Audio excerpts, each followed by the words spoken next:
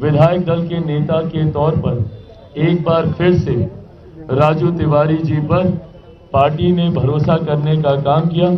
हमारे नेता आदरणीय रामविलास पासवान जी के दौरान भी, उनके कार्यकाल के दौरान भी ये जिम्मेदारी इनके पास थी। इस बार एक बड़े विधायक दल का नेता बनने की जिम्मेदारी इनको मिली है। नमस्कार, न्यूज़ 4 नेशन देख रहे हैं यहाँ पर मैं हूं सानिया आपके साथ।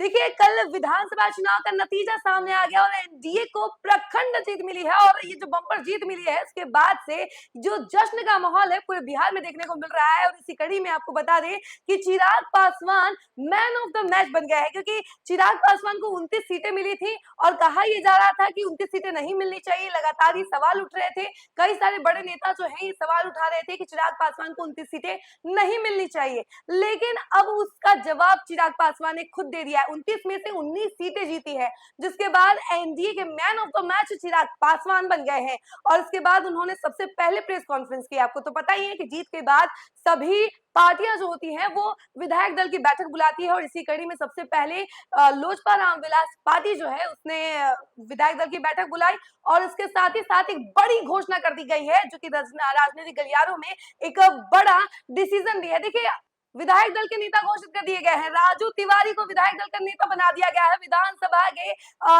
विधायक दल के जो नेता हैं वो राजू तिवारी होने वाले हैं। जरा सुनिए इसको लेकर चिराग पासवान क्या कुछ कह रहे हैं।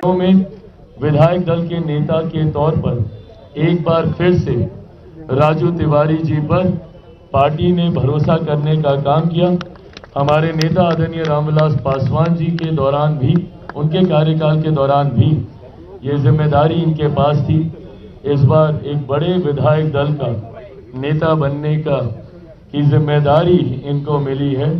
आने वाले दिनों में एक अहम भूमिका इनकी रहेगी। गठबंधन के साथ तालमेल कर गठबंधन के नेता के चुनाव से लेकर शपथ ग्रहण तक एक अहम भूमिका इन सब की रहेगी। पर मैं ये मानता हूं कि लोक जनशक्ति पार्टी रामविलास का हर एक कार्यकर्ता अपनी जिम्मेदारी को उतनी ही ईमानदारी से निभाने का काम करेगा।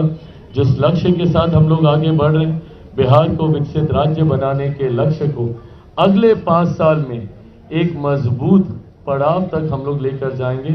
ये विश्वास दिलाता हूं। मैं मीडिया के तमाम पत्रकार साथियों का दिल से धन्यवाद करता हूं। इस दौरान आप सब ने भी मेरी पार्टी का बहुत साथ दिया। आप सब ने कई बार समय मिला नहीं मिला, पर उसके बावजूद संपर्क साधकर सही जानकारी आपके दर्शकों तक पहुंचे।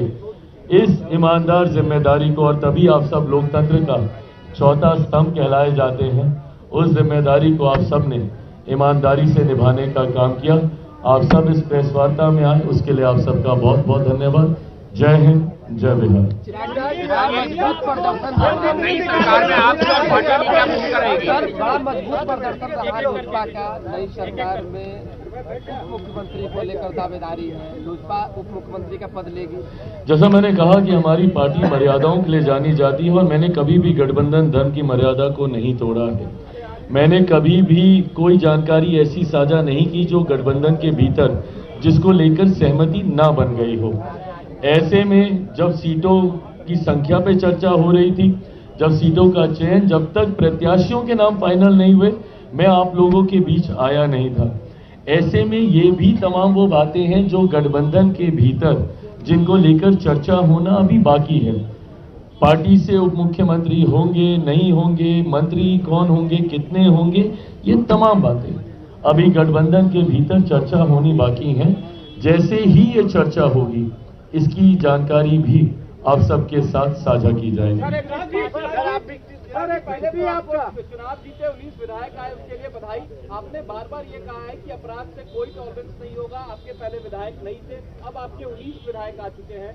क्या आप इस चीज को लेकर फिर से तैयार रहेंगे? अगर अपराध होता है तो उसके लिए आवाज उठाएंगे? बिल्कुल नहीं, आवाज उठाएंगे ही नहीं, बल्कि अब तो जिम्मेदारी भी मेरे कंधों पर है। अभी तक जब मैं आपसे संवाद करता था तो मैं ये कह देता था कि मैं इस सरकार का हिस्सा नहीं हूं, जो टेक्निकली सही बात थी। अभी तक ना के बराबर लोक जनशक्ति पार्टी रामविलास बीच में कुछ समय को छोड़ दें, जहां बहुत थोड़े समय के लिए मेरे चाचा बिहार सरकार का हिस्सा रहे थे, बट अगर उस एक छोटे से कालखंड को छोड़ दिया जाए तो लोक जनशक्ति पार्टी कभी बिहार सरकार का सक्रिय रूप में मजबूती से ऐसा हिस्सा नहीं रही है। तो ये पहली बार होगा जब हम लोग बिहार सरकार का मजबूत हिस्सा हम लोग बनने जा रहे हैं। तो ऐसे में पहले मैं जरूर ये कह देता था कि लोक जनशक्ति पार्टी रामविलास बिहार सरकार का हिस्सा नहीं है, हम लोग समर्थन कर रहे हैं। पर अब क्योंकि मैं हिस्सा हूं और एक मजबूत हिस्सा आने वाले दिनों में हम लोग बनने जा रहे हैं, तो ऐसे में ये जिम्मेदारी भी लोक जनशक्ति पार्टी रामविलास हम सब के ऊपर आएगी कि अगर इसके बाद भी कोई ऐसी घटना घटती है तो उस जिम्मेदारी को उतनी ही विनम्रता से कबूल करते हुए उसके परमानेंट सल्यूशन के ऊपर हम लोग काम करें। तो ऐसे में भविष्य में भगवान ना करे पर कोई भी ऐसा विषय आएगा तो उसके लिए मैं, मेरी पार्टी पूरी तरीके से जिम्मेदारी को लेते हुए उसके समाधान की ओर बढ़ने का काम करेगी। चिराग जी, नई सरकार में आपकी और आपकी पार्टी की क्या भूमिका रहेगी, अगर आप थोड़ा सा बता पाएं, क्योंकि 19 विधायक। सबसे पहले तो नई सरकार के एजेंडे को पूरा करने की जिम्मेदारी हम लोग के ऊपर रहेगी। जो संकल्प पत्र हम पांचों दल के नेताओं ने एक साथ मिलकर आप सबके साथ साझा किया, जिसको लेकर आप में से कईयों के द्वारा कई मजाक भी बने कि आए फोटो खिंचाई, बट क्योंकि प्रचार चल रहा था और बहुत कम समय मिला था और हम सबके कार्यक्रम पूर्व निर्धारित थे, तो उस वक्त यही एक माध्यम बचा था कि हम सब एक साथ आकर आप सबके साथ उसको साझा करें। बट बहरहाल वो संकल्प पत्र महज कुछ पन्नों से बनी हुई एक किताब नहीं है, वो अगले 5 साल में धरातल पर उतारने का लक्ष्य है। 1 करोड़ नौकरी देने की हम लोगों ने बात की है, हर जिले में उद्योग लगाने की हम लोगों ने बात की है। तमाम इन बातों को धरातल पर उतारने की जिम्मेदारी हम सब के ऊपर है। मेरे बिहार फर्स्ट, बिहारी फर्स्ट के कई बिंदुओं का उसमें जिक्र किया गया है, जिसको हम लोगों को उतारने का लक्ष्य है। मैंने बिहार में हमेशा बाढ़ सुखाड़ की समस्या का जिक्र मैंने किया, जिसके समाधान का जिक्र उसमें किया गया है। ये तमाम विषय ऐसे हैं, इंफ्रास्ट्रक्चर से जुड़े हुए, आर्थिक संभावनाओं से जुड़े हुए, सामाजिक सद्भावना से जुड़े हुए, जिसको आने वाले दिनों में धरातल पर उतारने की जिम्मेदारी गठबंधन के सहयोगी होने के नाते यह हम सब के ऊपर है। मैं समझ सकता हूं कि ये प्रश्न इस सोच के साथ आपने नहीं पूछा होगा, बट जिस सोच के साथ आपने पूछा वह भी गठबंधन के भीतर तय होगा, तो उस भूमिका की भी जिक्र आपके साथ किया जाएगा। एक विपक्ष का सवाल है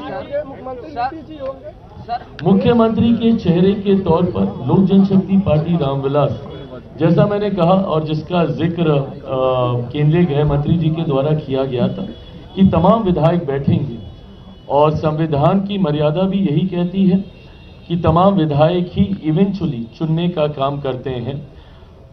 ऐसे में मैं अगर अपनी पार्टी की तरफ से कहूं, क्योंकि अब हमारे विधायक दल के नेता यहां पर आ गए हैं, वो अधिकृत तौर पर भी ये जानकारी आपके साथ साझा करेंगे कि हमारे विधायक गठबंधन के नेता के तौर पे किसको चुनते हैं, और मुझे लगता है कि ये जानकारी जल्द आप सबके सामने आ जाएगी। मैं ये मानूंगा कि एक बार फिर से मौजूदा मुख्यमंत्री नीतीश कुमार जी ही हमारे गठबंधन के विधायक, हमारे गठबंधन के नेता के तौर पर मुख्यमंत्री की भूमिका का निर्वहन करने का काम करेंगे। एक विपक्ष का सवाल है, चुनाव एनडीए प्रचंड बहुमत से जीती। एक सवाल है, जिस तरीके से एनडीए नहीं, बिल्कुल सही बात है। ये तो कलेक्टिवली है ना, किसी एक विषय को लेकर थोड़ी, ये कलेक्टिवली, भले वो केंद्र सरकार का हो, राज्य सरकार की योजनाएं हो, सबकी वजह से ये परिणाम आए हैं। किसी एक कारणवश रहा हो नहीं संभव है, कलेक्टिवली रिस्पॉन्सिबल है इतनी प्रचंड जीत के लिए। विपक्ष एसआईआर पे सवाल खड़ा कर रहा है। आदित्य ठाकरे ने